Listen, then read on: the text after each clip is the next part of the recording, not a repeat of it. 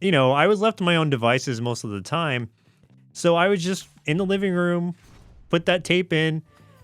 Probably the first time I saw actual nudity on screen. Definitely the first time I saw a child get run over on screen. And maybe the only time. Oh, yeah. Everyone remembers their first. Hey,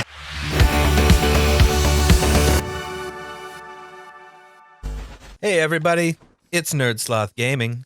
We're playing Hades. We were talking about, on the last episode, we were talking about Toxic Avenger. Good God. You were asking me if I'd seen Toxic Avenger. Yes. I think I've seen it. I know I've seen parts of it because I distinctly remember like that scene where the teenagers run over that kid's head and like smash it like a for extra pumpkin. Points. Yes. Yeah, I definitely remember when Melvin gets knocked into the toxic waste. The chemicals. Yeah. I remember him ripping some dude's arm off. I think at a grocery store. No, I think that was at the diner, or at the restaurant. Oh, diner. Rather. Yeah. Yeah. So yeah, I must have seen it. I think it's just been a really long time, but yeah, I'm pretty sure I've seen it.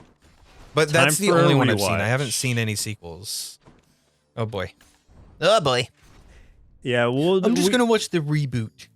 No, I'm just kidding. We do need to rewatch it for Night Marathon, our horror podcast, because I think that it's a good. Okay, it's not a good movie, but it's a cult movie for a reason, and it's one that it was very close to my heart because like I watched it way too young in age. Like I know I was way too young to have seen that movie. Yeah. Because at the time, Toxic Crusaders, the cartoon, was on, and so I was thinking, hey, this is gonna be exactly like my cartoon that I've been watching. This fun-loving, like self-aware cartoon. And then didn't you get your parents to rent that for you or something? Yes. Like they rented it for me. Yeah. And then, I was left to my own devices most of the time. So I was just in the living room, put that tape in. Probably the first time I saw actual nudity on screen. Definitely the first time I saw a child get run over on screen. And maybe the only time. Oh, yeah. Everyone remembers their first. Yeah. The first child getting run over on screen. I had to be like below. I know I was probably like 8 or less years old. I was so young. Yeah. But it was one of those where it's like, okay, this is horror. These are horror movies for me where it was fun. It wasn't necessarily scary, but you had a good time with it. He had the blind girlfriend, which was a great Mona, side story. I don't remember. It Mona? No, Mona was the is that just older the cartoon? woman in the cartoon. Oh, okay. I don't remember what her name was. I'm trying to remember because like everybody has that one movie that you see way too young, and I'm trying to remember what mine is. I want to say mine was Mad Max, I think. Oh. Which is funny because I didn't see that until way later in life. Yeah, I'm pretty sure it was Mad Max. My parents had a lot of like my parents were like the original like I want to say the original. Everyone did it back in the day, but like my parents were pirating movies like way back in the day.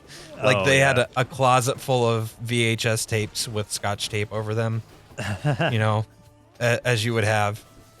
Because they would have like, Cinemax or whatever and pop the VHS tape in with that Scotch tape over it and record it. So they had all kinds of stuff like they had like all the Mad Max movies, bunch of other stuff, very adult like kind of movies and stuff with lots of skin and violence and stuff. And like you, I was left to my own devices a lot, and I would just like pull those bad boys out and watch them all the time. Once I realized that they were there. So I started watching stuff like that. VHS was the Wild West. like watching things that your family had recorded in whatever off whatever sources they had. That's how I saw a ton of the original horror movies. My cousin and I, like, since one of my uncles is a huge like horror movie fan, he had so many that were just on these random VHS tapes, like kind of usually two or three to a tape. And so he'd be like, all right, what's Ghoulies? Let me check that out. What's Critters? Let me check that out. But that's how we saw a ton of these old ones that I still watch to this day because I have such fond memories of them. And I want to show people these movies, even though some of them are really bad. But I'm at a point where I was at a point then I could appreciate them just because they were so ridiculous. And now it's like the nostalgia is something I appreciate about them. I guess I would be the cult following for part of the cult following for a lot of these like older movies, these B movies. And I watched a lot of the original like Universal monster movies that way. Yeah. Was recorded off VHS stuff. That's how I first saw and King Kong. The Stuff, which is an incredible movie. I watched King Kong and the Wolfman on VHS like so many times I probably ruined those tapes. Oh, I'm assuming. The Wolfman, so good. And Invisible Man. Yeah, it's still my favorite. I think it's Wolfman where one of the guys is like, sorry, sir, I'm squeamish. Yes, that was it's Wolfman. Oh my god. That guy's hilarious. Can't remember his name. It's something silly, but yeah. He's like, I'm squeamish, sir. He's one. I don't remember. Looking into he was one of the police officers or what. Yeah, I think he was like either an officer or he was maybe a reporter or something. Yeah, maybe. Yeah. He was funny. Ooh. Like when they find the first body. I'm squeamish. Larry Talbot was the name of the Wolfman. Yeah. I remember that. Yeah. The Talbots. Yeah. Played by Lon Chaney Jr., of course. I have a lot of like trivial Universal Studios knowledge. Heck yeah. But I'm sure we talked about a lot of that on our Night Marathon episode where we watched that. Oh yeah, for sure. I also watched this is off the topic of the horror stuff, but like my parents also had a whole lot of the like raunchy comedies from back in the day. So like Animal House, all the vacation movies and stuff like that. So I remember got one to called see Red Hots that I watched in that same way. Yeah. Hot Shots. So I got to see a lot of boobs on VHS as a child. That's like every other VHS tape had those. Those were glorious days. I'm telling you, Wild West. Yeah, man, like I would just like, you know, in the summer, like I'd wake up, you know, get some cereal, play a little bit of like, you know, Super Mario World, and then pop in like some random VHS tape. Pop in some Animal House. Animal House, yeah, that scene in the car where they're making out and you get to see the boobies, and you're just like, yeah, boobies. Mm-hmm. It's good times. It was good times. Growing up, but now things are so censored. It's like people are a lot more careful. Well, although there is the internet now, so it's like. Yeah, I was gonna say it's just like, it's not as special now. You could just literally Google search boobies. Yeah. And then, you know, there's no effort for. Yeah, there's no reward for your effort anymore. You know? Right. There's no longer the days of like looking under the bath mat and finding your dad's nudie magazines and sneaking into the bathroom to look at those. He kept them under a bath mat? Like what? But that's just an example. The first example I could think of. Oh my god, that would be funny though. You hear about those stories where it's like, oh yeah, like he hid them like between like the mattress and the box spring or something or whatever. Like there's always like a spot where you're like, okay. I did have a friend's dad who hid them like in that spot, like between the mattress and the bed. Yeah, of course. So the box spring. Yeah. I mean, so they just weren't creative about it. And plus, it's easy access when you're just laying in bed. Just gonna reach on between here. I did have this is a horrible story. I didn't know until like until I got older, but like me and this friend one time, like, you know, like you spend the night at your friend's house, whatever, and like you know, their parents go to work or whatever the next day, and it's just like you and your friend hanging out, even though like your parents think their parents are home, and you're like, ha ha ha, we can do anything. So of course you start snooping around their house and do all kinds of stuff. Well, me and this friend snoop around. He just lived with his dad, and we found a bag of powder. Oh no! And we didn't know what it was.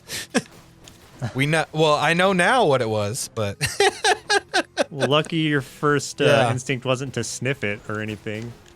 Yeah, no, we didn't know what it was, and like just assumed it was like, I don't know what we thought it was. I probably just the innocence of childhood is like, oh, why do they have baby powder in a bag?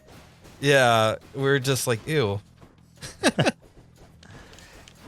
There's like, why is he hiding this in the bathroom? Do you have any like weird or embarrassing, like, I don't know, porn stories, I guess? Let me set the stage. Porn stories. Let me set the stage real quick. So, sure. When I was in middle school, maybe, I think middle school, I was over at a friend's house. That's where they always happen. Yeah, of course. I was over at a friend's house, and it was a sleepover, and as always, like, I'm the last one awake because that's just me as a human being. I don't like to go to sleep early. And so I am on, this is when like internet's pretty fresh. Like it's kind of a new thing to me.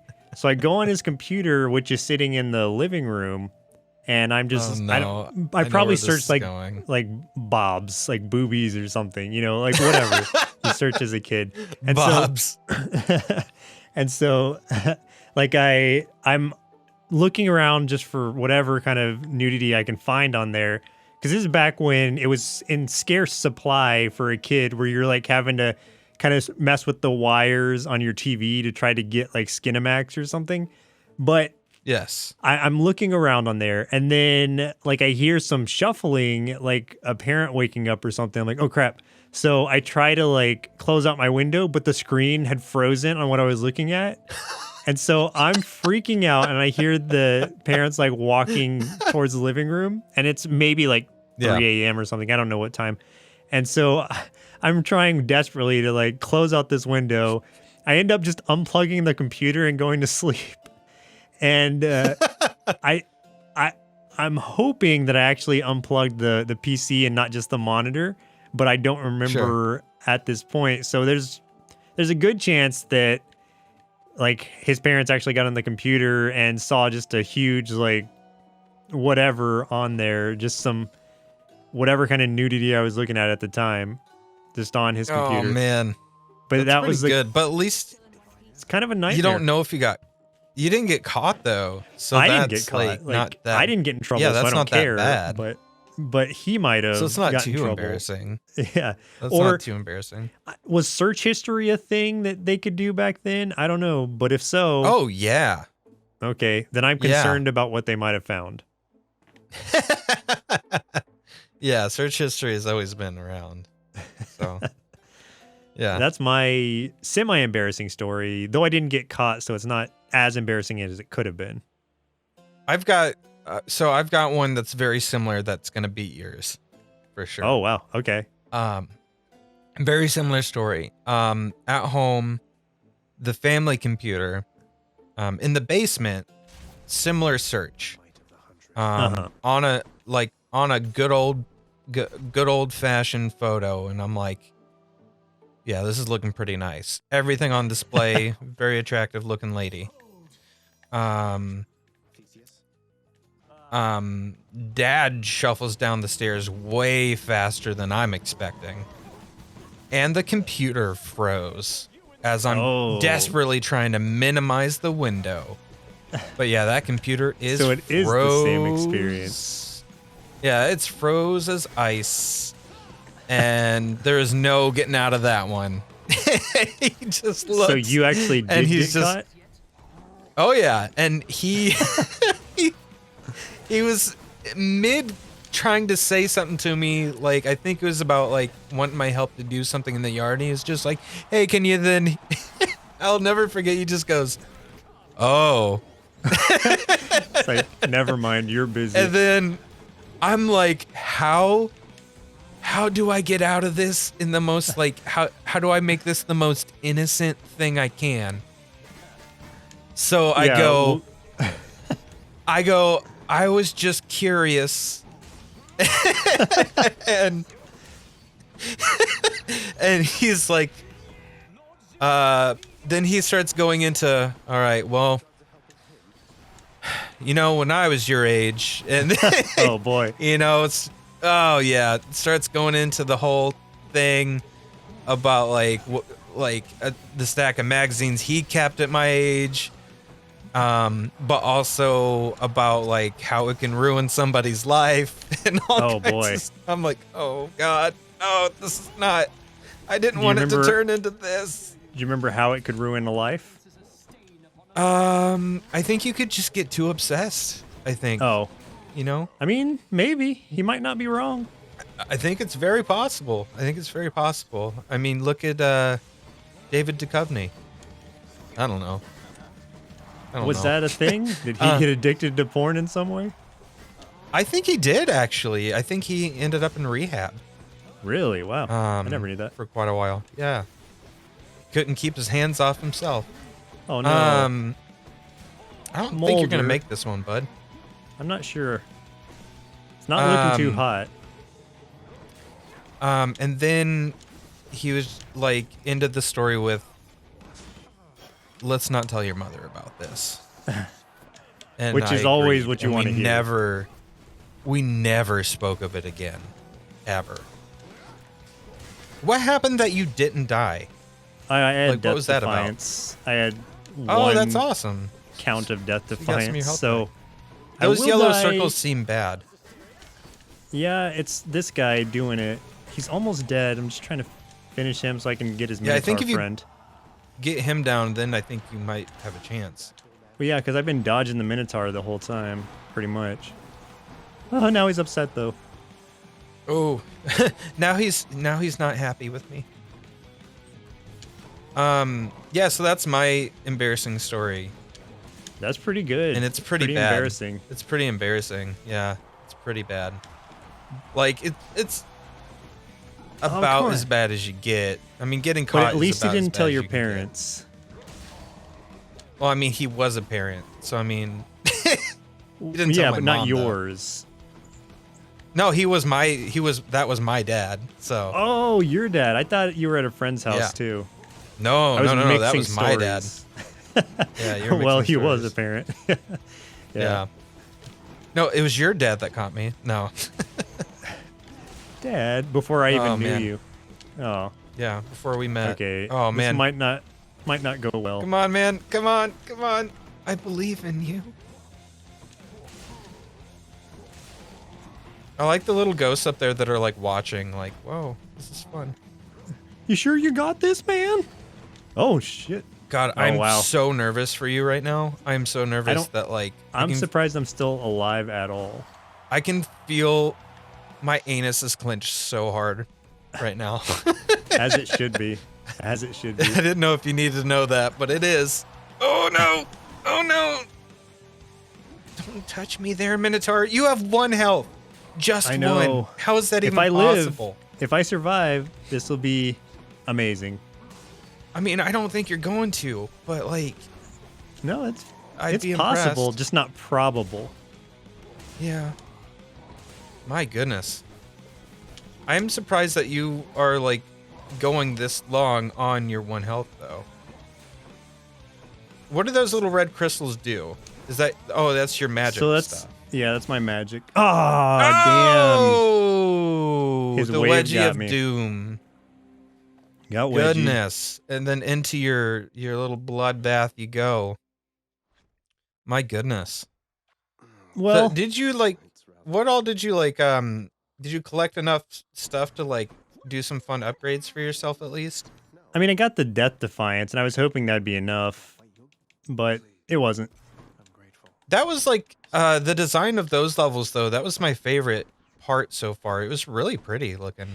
What's happening is you're sort of climbing from Hades up to whatever, the heaven area is called. Yeah, to non-Hades. You're going from Hades to not Hades. Yeah. Right. So it's getting a little bit things are getting a little bit brighter and more decorative as you go up. And at that point, I was fighting sort of more heroic characters as opposed to people just in Hades. So demon kind of thingies. Yeah. The ultimate goal being to escape to the real world. And I didn't do it. How do you unlock the so there's the one place down below you where in your other game there's people in there. How do you unlock that? I don't know. Oh, I think it's just after a little while it unlocks. Okay, see now I have a keepsake item, and those are very helpful. I'll show you once I get into the room. Yeah, show me some stuff. But these are the items I was talking about. Oh, let me see what I can upgrade. So this is more health as I enter new rooms, and this is more striking damage from behind. So backstab damage, kind of. Hey. And the items. The items are things that you collect as you gain more ranking with the individuals, and they'll give you various buffs. This one's really good for starters. Since I didn't know that was part of the game. How do you have to, those little essences or whatever they are, you have to give those to gods, those orange things you see on the right, and then that'll gain their favor. I just gave one to Cerberus. That's why he gave me this spiked collar, and it has ranks in it that level up as you go through. So clear 25 encounters with this to rank it up, and then it'll give me more bonus health and more bonus health up to, I think, 3 stars is the max. And then some of them are it'll be I can't, a trident, and it'll be Poseidon will give you'll get more Poseidon buffs as you go throughout, and they'll be higher ranking. How do you give those things to some of these people if they're not just hanging out there?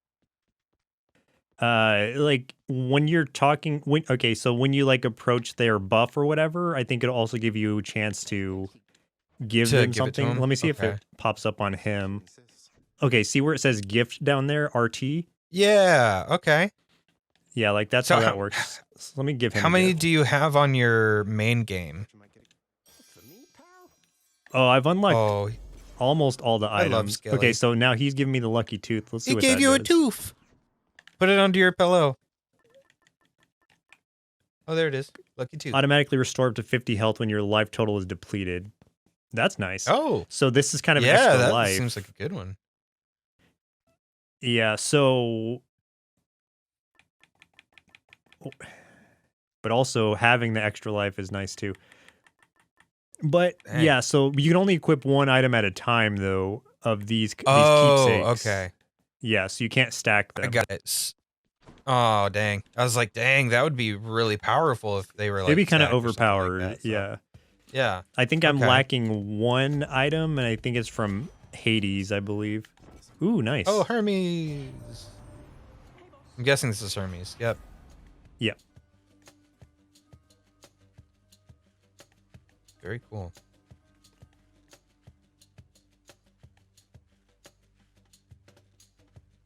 What other embarrassing stories do you have about yourself? Can we embarrass? Is there something else we can embarrass ourselves with? Probably, but we shouldn't. Yeah. We've on this how long till this episode is over? Should I keep going like this? We've got about 5 minutes. Okay. All right. Embarrassing story in under 5 minutes. Yeah. Tell me one more embarrassing story. Oh, did I tell you about the time I threw up on my desk in elementary school? No. So I do need to know this. Well, there's not a lot to that story aside from exactly what I said. So there was, Wait, what was the causation? No, I don't know. That's the thing. I think I was just sick that day and didn't know it. So I'm in class and I'm just like not feeling well. I raise my hand to go to the nurse, but then like before I get called on, I just like all over my desk, just vomit. And that probably set the precedence for how people viewed me in elementary school. Dang. This nerdy kid with huge glasses who vomits on his desk. It's awesome. Oh man. I've got a story that's not super embarrassing, but like this is kind of like, I think it's a really good story for like, I don't know, it's a good explanation of just my life as a kid. Because like I got in trouble a lot and it wasn't like for being like, yeah, but it's not like I was like, until I was a teenager, it wasn't for like things I did on purpose. It was because I had really, really bad attention problems and I couldn't shut up. And like, and it's like, I didn't realize that I was disruptive or anything. Like it didn't compute for me, you know? Like I didn't have any understanding that I caused issues for anybody. Yeah, like you weren't doing it on purpose. Yeah, exactly. Like it just no one really helped me understand or found a good way of helping me realize that like how I needed to act, or that I was acting in a way that was like, I don't know. Like I was never taught a better way to act or anything, or how to curb it. I would just get my name put on a board and get lots of check marks and get red cards and stuff like that. And then basically people would like, the teachers would just make me eat lunch by myself every day as punishment all the time. Yeah, I was always in that. But somehow, maybe it was a pity thing, or maybe just this 1 month, maybe somebody tried to get through and maybe it started to work. But I got student of the month once, which couldn't be super hard to do, because like I don't know like how it works, but I feel like everybody got student of the month at one point or something. But in typical Chris fashion, I didn't get student of the month. Go on. Oh, okay. So it's not for everybody. Like, so it's like, because I was a good student. Like, I mean, in that, like, I was smart. I mean, I didn't try very hard. I just like naturally did okay in school.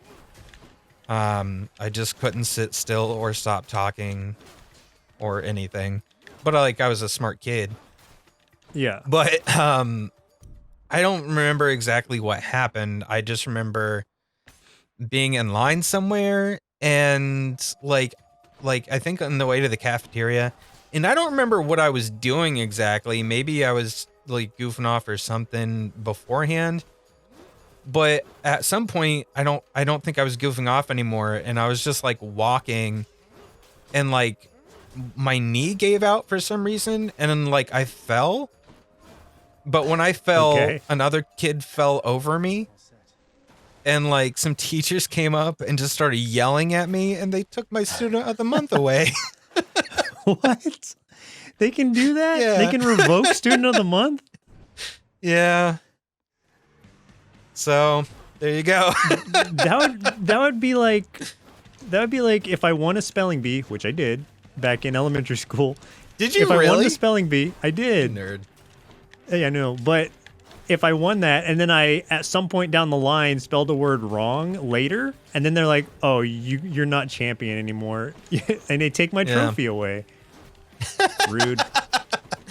Yeah. So, I think that's a pretty good explanation of how my childhood went, though. You know, it's just like that Nothing feels lasts like a forever. very typical. Yeah, it's a very typical childhood Chris story of like That's pretty good. I feel like I'm doing things right and I keep getting punished and I don't understand why. And then the man tells you you're wrong. Yeah, that's just kind of how it went. So that was just my childhood in a nutshell. I'm like, why am I always being punished? Like, I don't get it. That's awesome. It all roots back to your student of the month being taken away. Yeah. What the hell, guys? Quit taking things away from me. I know not what I do.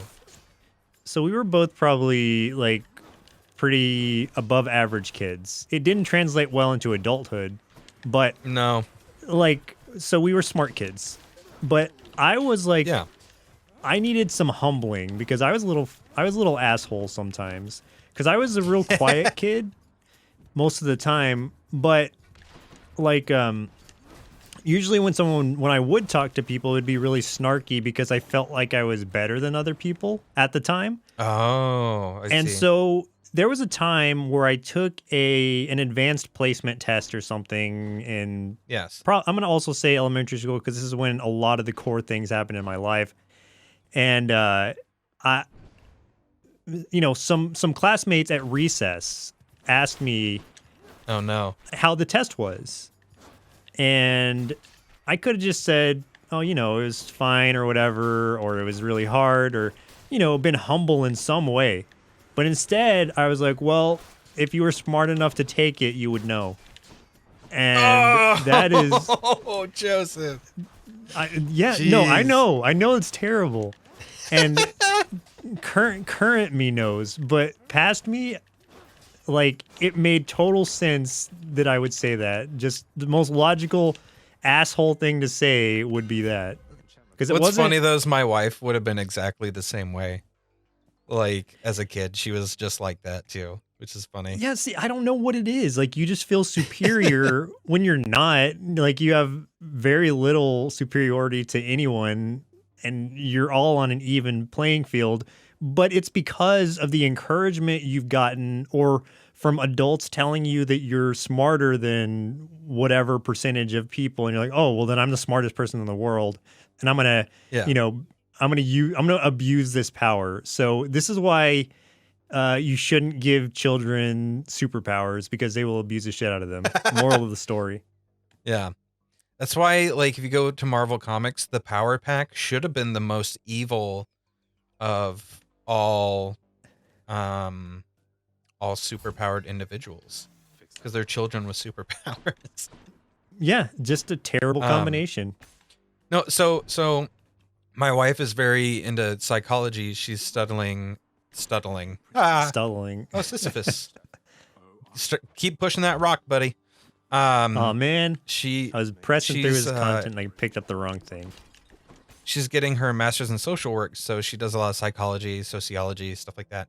So we have a lot of conversations about development and psychology and things like that. And we had a conversation one night, and like we kind of came to this conclusion that because it's not a secret, like, and I've mentioned it so many times before that I was a jerk in high school. Like, I was not a good person.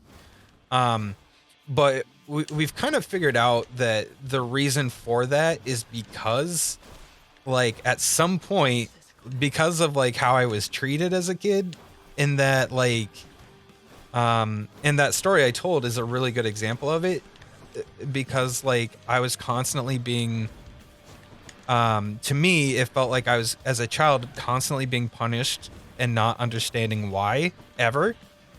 That it felt like a rigged system for me, and so that my actions didn't matter because no matter if I tried or didn't try, I was going to get yelled at or get in trouble or get my hand slapped. So like nothing mattered. So then I started acting out because it was more fun for me that way. So then at least I was doing something worth getting yelled at for. Because it's like, well, if I'm going to get in trouble anyway, I might as well have the fun that comes along with getting in trouble instead of just getting in trouble for no reason. Might as well get in trouble for a reason, right? Yeah, which is why I became such a jerk in high school. So, yeah. Why do you think, like, have you and your wife talked about, like, you know, if she was also a little, like, I don't know, smart kid who felt superior, what the reasons behind that are? We like a little bit. I think, yes. I think some of that maybe has to do with the fact that she didn't stay in one place for a long time.